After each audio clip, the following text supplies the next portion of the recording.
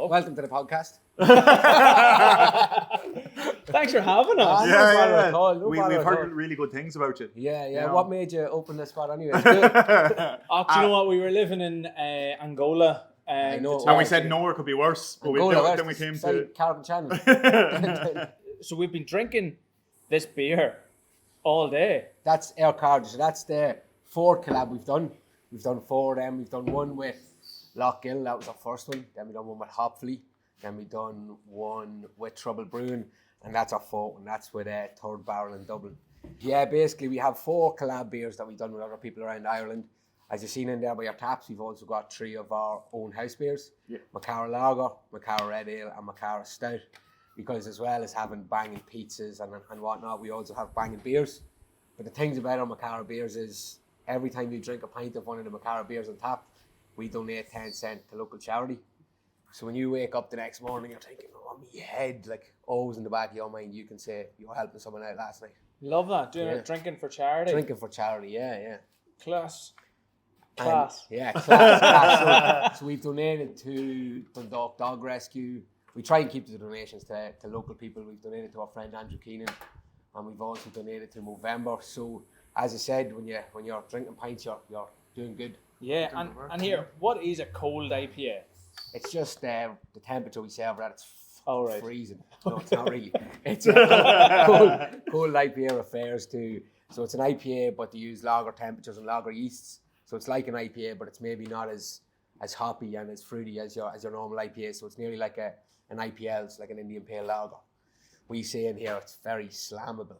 So you can drink loads. That's the sessionable kind of thing. The sessionable, yeah. And like your beer guys, like that's your thing. I mean, who's so this is Third Barrel, and any more collabs now in the works, or are you always kind of looking for something? There's always collabs in the works, yeah. And as I said about our 3 house beers in there, we do a Mo Chara Lager, and it's very popular. So maybe in the pipeline we might bottle it ourselves and take over the world, but so if any off-license out there are looking for a new lager to stock, basically, yeah. So and who do you make that, or who makes that?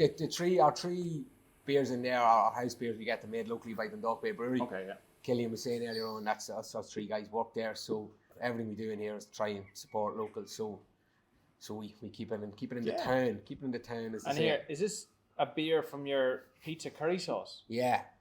Go on, talk us through that. I'd say you would love that one. I reckon I would, yeah. But sure, I'll save that one for a special occasion. We got all the spices that we have in our singly sauce on our pizza, and we brewed like a saison style beer with all them spices.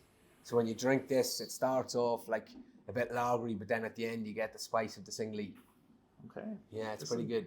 And you have to drink it through chips, or well, we do recommend sometimes that you pair it with like a little curry chip. So drink a little curry chip, like an amuse bouche curry chip. And then you can also heat that up in the pan and pour it over your chips.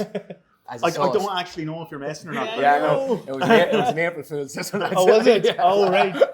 You did an April Fool's this year, right? That was last year, the one about the nightclub. Yeah, but right. So when we we had the town on strings, boy. When we were pitching producer Dan this venue, and I was like, oh, but I actually think that they're opening a nightclub in the old Dunce, because I wasn't really going through your Instagram properly. I was just like that, and I was like, fucking sweet, screenshot it and sent it on. That's what they all say. You're having a good call. But I said it to them, and I was like, but they might be flat out because they're opening this nightclub, and the lads were like, that's class. And then I went back a couple of weeks ago when we were prepping for this, and I was like, oh, lads, that was actually April Fool's. We plastered the posters up, and me and the 2 lads were actually in here that night. And like we were starting to get our the nightclub opening. Yeah, we were starting to get our regular customers, and like I had to go around and blue face light every one of them. I was like pulling up all these plans and nightclubs I found, be like, yeah, it's gonna be class. And then everyone was like buzzing for it, like everyone in town. And then the next day we just had to go in and tell them we were just fucking having them on, really. Like, and did they laugh? Well, it's sort of like everyone was proper hyped for it. Yeah. So because it would have been good for the town, like. But the place it was going into is like, it's massive. It's an old done stores, like. So yeah, that was one of our finer stunts. That was very funny. So that was an April Fool's. What about this one? What's that? That was our first one. So a friend of ours, Jordan Donnelly, was working for Lochgill at the time. He's actually a local fella. he was the youngest head brewer in Europe at one stage. He was the head brewer at like 21 or 22 or some mad shit like that. So he done that one for us. Lockgill over in Sligo. Sligo, yeah. Lockgill and Sligo. So then the second one, we love doing these collabs because wherever we're going, we get to go and we'll book a wee hotel and we'll have a go at it, you know what I mean? And we'll go at it pretty hard. I mean, we do something very similar for this podcast. And we love Sligo also.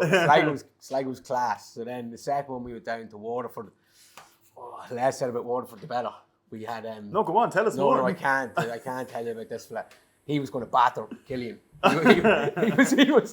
was ready to just tie him up. This fellow was trying to tell us how to do everything, but he was basically putting the pizzas in like a fucking... This oven that just like you put the pizza in and it would slide, and it was like Domino's one, but it was the size of a microwave. Do you know what I mean? And Killian was saying, "Oh, that's class." But then we were asking everyone in Waterford about this guy, and they're like, "He's a fucking arsehole, laughing." So basically we got swindled by him. Like we thought he was helping us and all, but really he was just fucking looking for our money, I think. Oh, right. Yeah. Then the third one we done was down with Trouble Brewing. But did we go out that night? Yeah, we did, didn't we? Yeah, another mess. And then the latest one was the biggest mess of them all. So responsible drinking, lads. We were down to Dublin and had a few pints or whatever. We were a bit rough to go and do the photo shoot for a beer. And we already have been up. We gave them our recipe. We brewed the beer. That was already done. So this is the photo day. So we were all sitting driving to the thing anyway, and we were rough. And Paul missed the turn on the M50, and it added about 15 minutes to the duration. And we just said, we just go home, will we? So there was no phone. John was like, "Oh no, I know what I'll do." I think John whipped up like some video that was 10 seconds in the car. So yeah, as you see, we love doing the collabs for many reasons. You love chaos. You love absolute chaos. Yeah, but it's organised chaos. We still get the beer in hand after. And it is delicious. And I'm sure sitting in this beer garden with some live music, it's the place to be. Yeah, it is the place to be. I can feel myself getting scalded here already. Like it must be 16 degrees. Well, yeah. Cheers, man. Thanks for taking us through. This thanks a million. I don't know what's real anymore.